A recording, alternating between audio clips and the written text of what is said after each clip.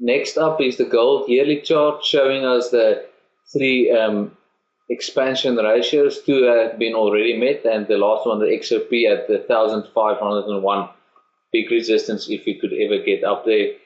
Strong thrust on the yearly indicating gold still in a bull market. Quarterly showing that COP resistance at 1257.50 we discussed last week.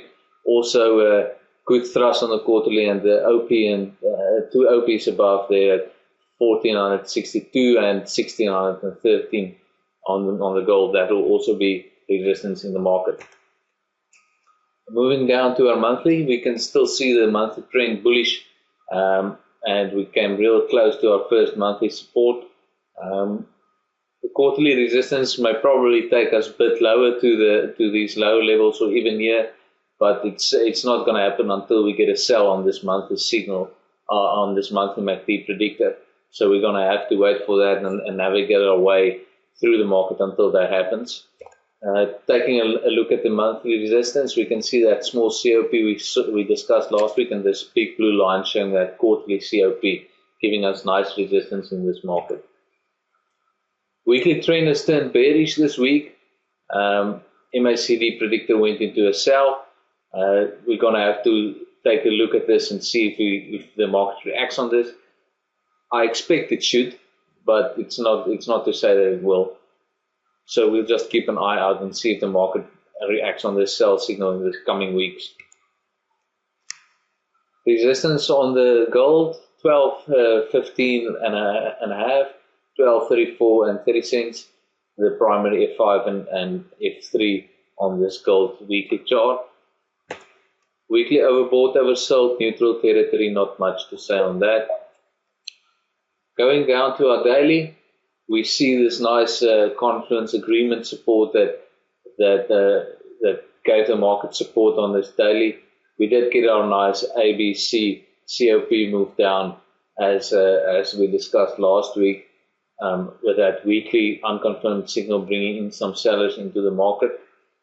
And now we also see the market moving up from the support area as well as the oversold situation we had last week.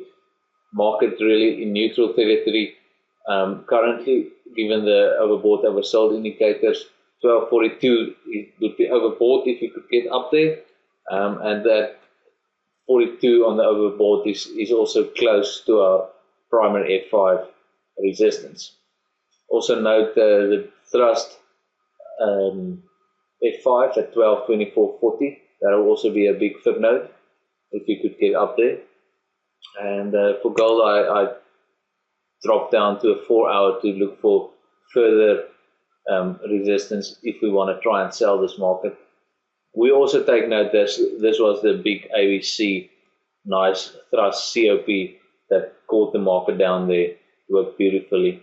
I like using thrust ABCs.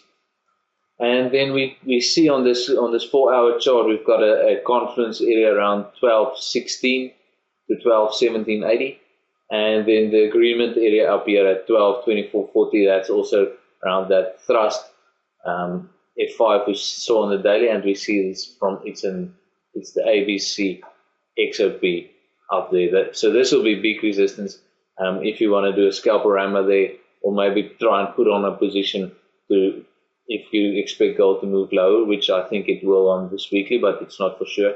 So a good position place to put on a position on the short side would be at 1224.40 or just below that, and place your stop above this primary F5 as well as that overbought situation on the daily.